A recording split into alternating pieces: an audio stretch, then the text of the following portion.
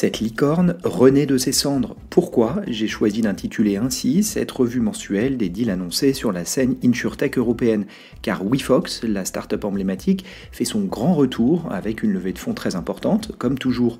Sur le papier, il s'agit d'ouvrir un nouveau chapitre de la société après quasiment 2 ans de turbulence. Si on vient en arrière, la start-up fut lancée en 2015 en Allemagne, d'abord en proposant de la technologie aux distributeurs d'assurance. Très vite, elle rachète One, un acteur disposant d'un agrément d'assurance, et devient ainsi un acteur full stack de l'insurtech. Elle se développe dans plusieurs pays européens où elle opère en plus un rôle de courtier.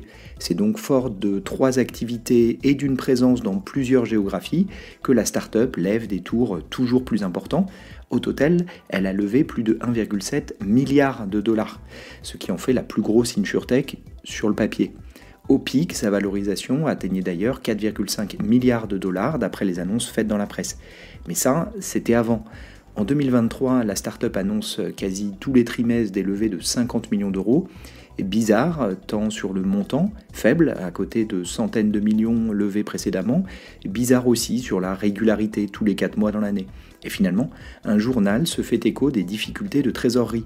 Début 2024, le CEO, fondateur, cède sa place pour rejoindre le board, et si son remplaçant ne reste que quelques mois, la stratégie de recentrage est claire. Il s'agit de céder les activités les plus déficitaires.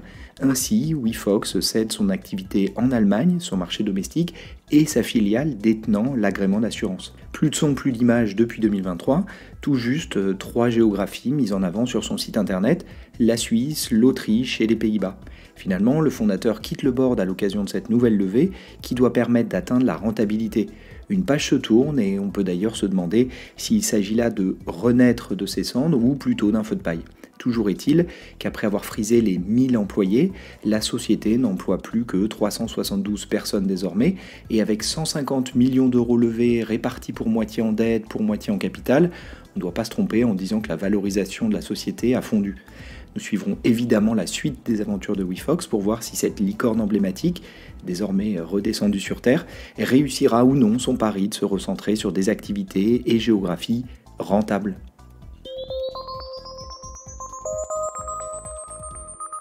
Je vous propose maintenant de revenir comme chaque mois sur la dynamique d'investissement à l'œuvre sur la scène InsurTech européenne. Et le mois de juillet a été hyper actif. Avec 7 deals annoncés, on est quasiment au maximum de l'année, seul le mois d'avril faisait mieux. Avec 4 levées de fonds sur son sol, l'Angleterre réalise son meilleur mois de l'année et reprend la tête en matière d'activité InsurTech. Mais c'est surtout du côté des montants investis que le mois est impressionnant. Au total, 200 millions d'euros levés, attention toutefois, car WeFox, dont nous reparlerons plus tard, lève à lui seul 150 millions d'euros. Mais 2 autres tours dépassent les 10 millions d'euros et un acteur polonais, Trusty, lève plus de 20 millions d'euros. Ce qui en fait la plus grosse levée de cet écosystème qui devient de plus en plus intéressant.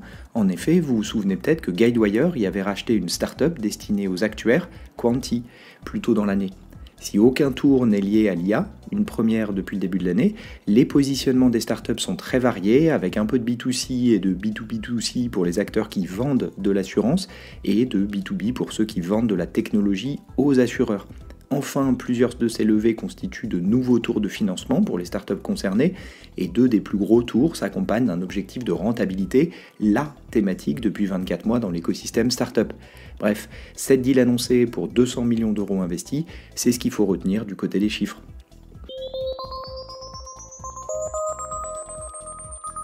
Je vous propose maintenant de nous attarder sur les 3 deals les plus importants pour essayer d'en tirer quelques enseignements, soit sur la startup en elle-même, soit plus largement sur la tendance qu'elle illustre.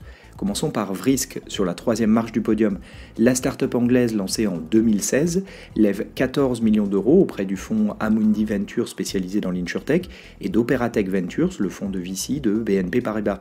Le tour doit permettre à la société d'accélérer le développement de son offre d'assurance auto embarquée, elle qui est spécialisée dans les partenariats avec des constructeurs automobiles qui, grâce à sa technologie justement, peuvent ajouter une offre d'assurance auto à leur panel de services adjacents.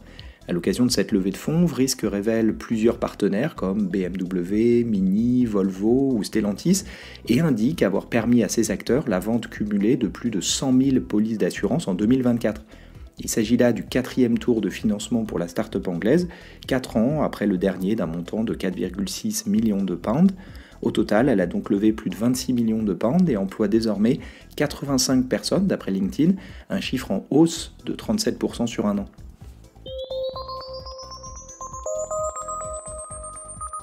En deuxième position, c'est Trusty qui annonce une levée de 20,7 millions d'euros. La start-up polonaise réalise ce tour auprès de l'assureur Triglav, très actif en Europe de l'Est, qui travaillait déjà avec la start-up comme porteur de risque d'ailleurs, et de la Banque européenne de développement. La levée doit permettre de poursuivre le développement déjà rapide de son offre d'assurance auto en ligne. La start-up dispose d'un site internet sur lequel le processus de souscription est totalement digitalisé. Au moment de la levée, la société indiquait couvrir plus de 700 000 clients.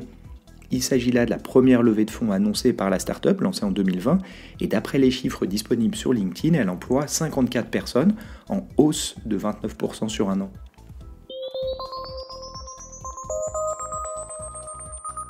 Enfin, sur la première marche du podium, c'est évidemment WeFox qui annonce la plus grosse levée du mois.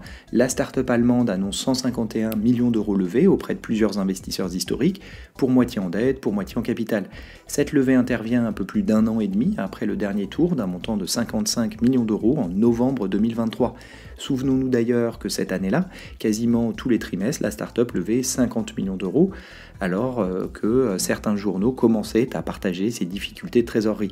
Début 2024, le CEO fondateur était remplacé et démarrait alors un nettoyage du portefeuille d'activités avec la cession de plusieurs lignes de métier, dont les activités en Allemagne, le marché domestique, et la filiale détenant l'agrément d'assurance. Tout un symbole. Depuis son lancement, la start-up a levé plus de 1,7 milliard de dollars, mais n'est plus ce qu'elle était et opère désormais surtout en Autriche, Suisse et Pays-Bas.